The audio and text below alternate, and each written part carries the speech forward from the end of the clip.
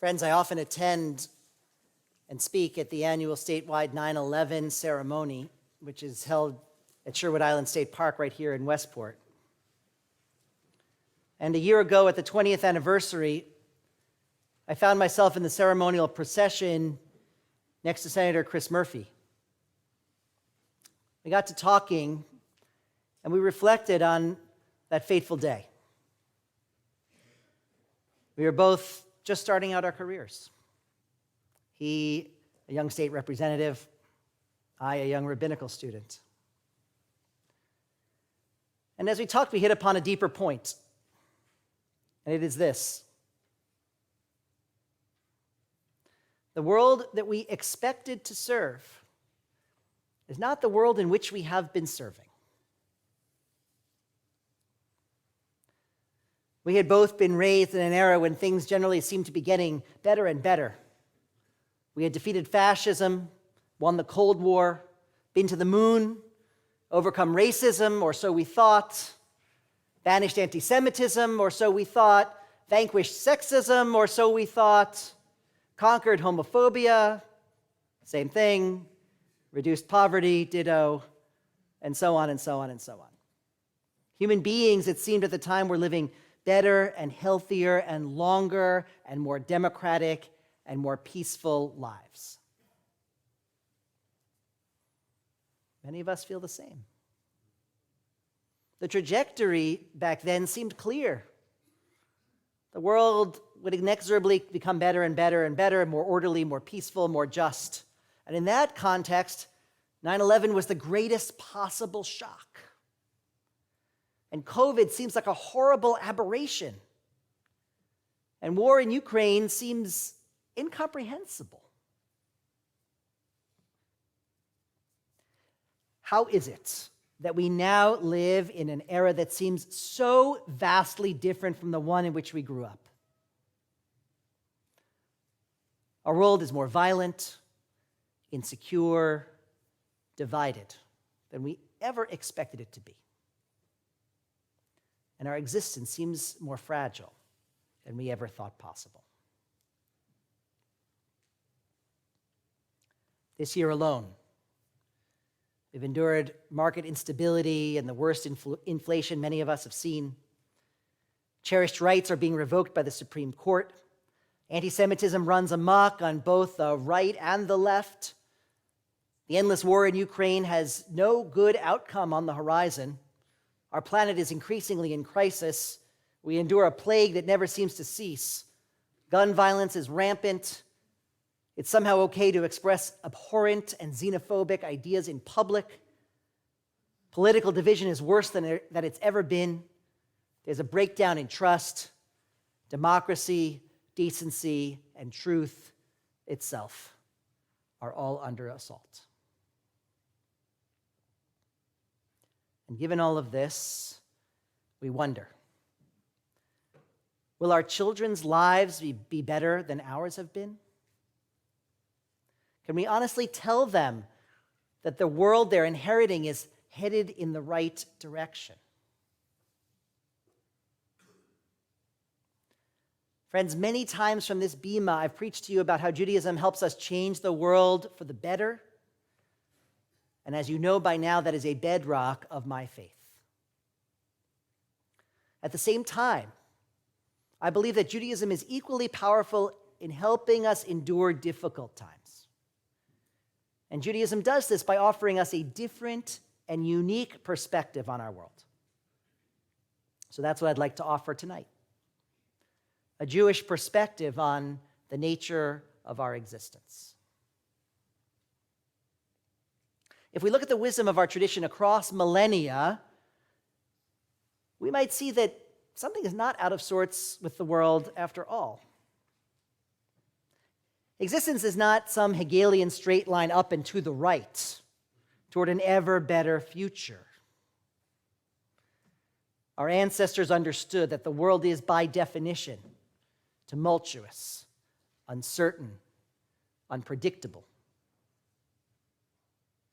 If we look at the very beginning of Torah, story of creation, we see that the entire universe begins in chaos, Bereshit bara Elohim et hashamayim v'et haaretz v'haaretz hayata tohu vavohu.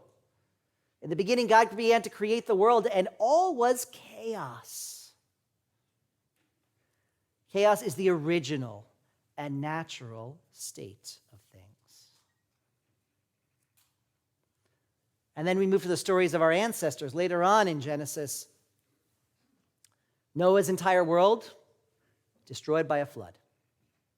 Abraham and Sarah moved to the land of Israel. They start to build a home there, and all of a sudden, famine. They have to pick up and move to Egypt. Same for Jacob. He's finally living a secure and prosperous life when famine strikes again and his family has to go seek food elsewhere. Disaster and crisis are not aberrations, according to our tradition. They invade over and over, inevitably, it seems, in the human narrative. But if this is the way of the world, how are we to cope?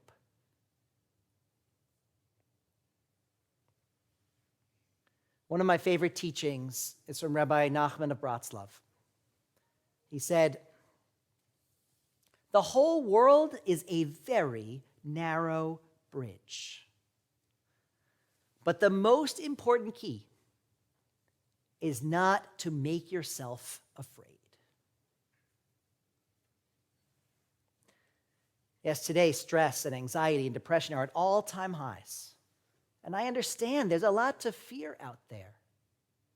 Our liturgy makes the point beautifully. We don't know who will live and who will die, who by hunger and who by thirst, etc., etc. No one knows what calamities or tragedies might befall any of us or our world this year. But Rabbi Nachman's crucial point is that we cannot allow all of that, the fear, to overwhelm us, to overcome us. A friend who fought cancer this year reflected, trauma can either pull you toward fear and anxiety or pull you toward gratitude. And every day I fight that battle. Fortunately, Judaism helps us deal with the chaos of existence by prompting us over and over, nudging us gently toward gratitude. Our liturgy prompts gratitude for health and freedom and shelter. Shabbat prompts gratitude for pause and family and community. The holiday cycle keeps us attuned to the changing seasons and the wonders of nature. So let us all take a deep breath, for real, a deep breath, as we stand on this very narrow bridge that we call life. And let us acknowledge the eternally precarious nature of our existence. Let us recognize that it's always been this way. And let's do what our people have done forever. We put one foot in front of the other. Because we're not allowed to go back. There's no way to do that. The only direction for us to move is forward.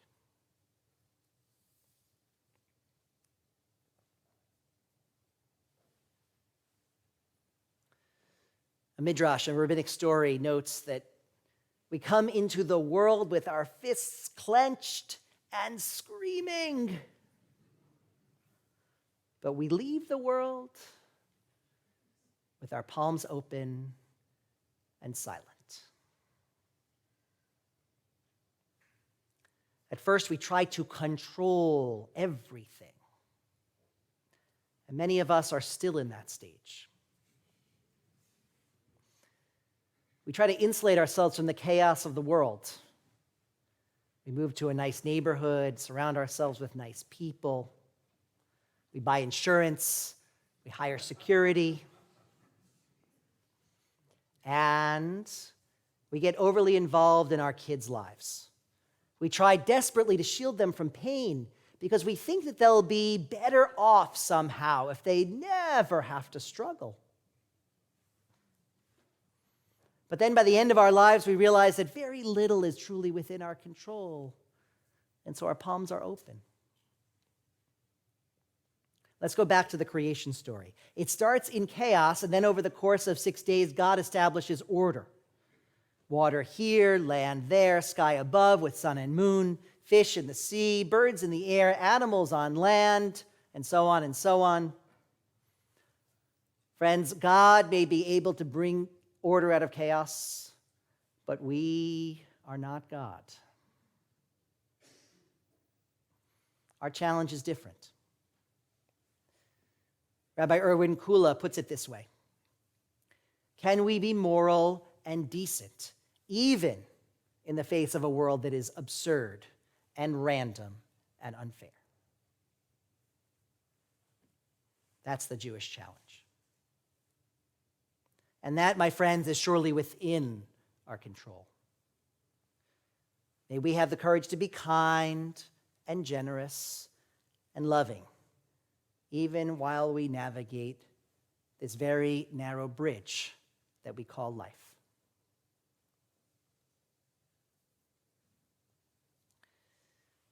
Now, optimism is not a Jewish value. Never once in Jewish history have we ever said, everything's great, sunshine and rainbows as far as the eye can see. Nope. In fact, the word optimism does not even exist in Hebrew. True. But we are always, relentlessly, obsessively, pathologically hopeful. We are all in on hope. My childhood rabbi, Jerry Davidson, preached, "We are a people that have endured and in spite of everything have never failed to hope and to dream." So, what is hope for us? The Talmud asks this question: if a wedding processional and a funeral processional meet at an intersection, who is to go first? Our sages say the wedding must go first. No matter what, joy and celebration take precedence over mourning.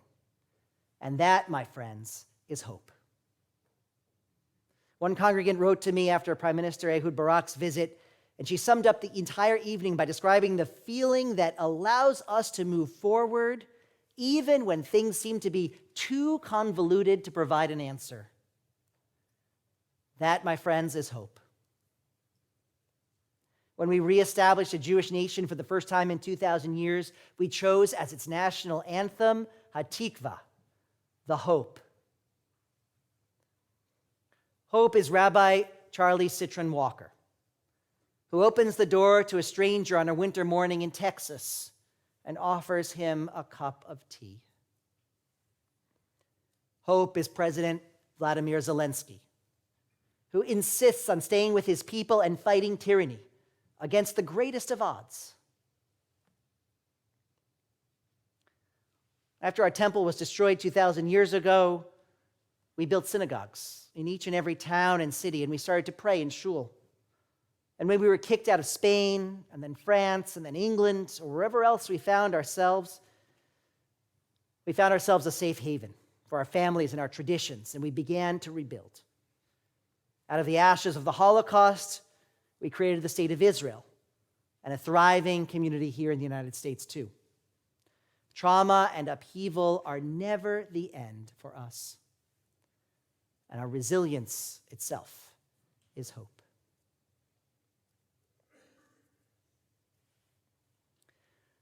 About 20 years ago, I led a group of teens on a visit to Auschwitz.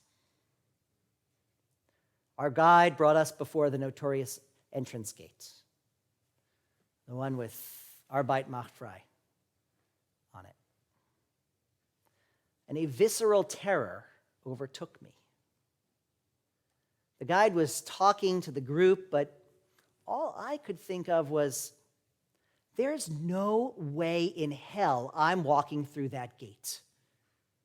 What Jew in their right mind would voluntarily walk into Auschwitz?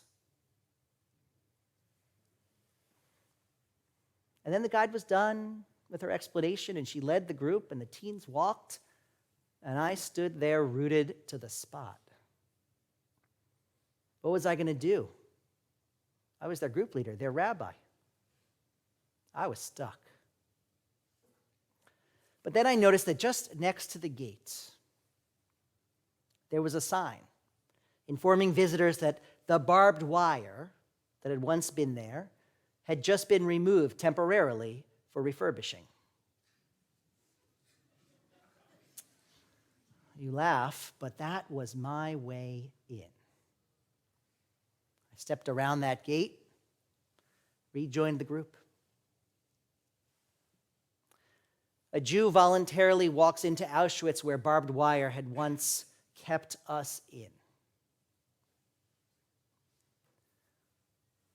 That, my friends, is hope.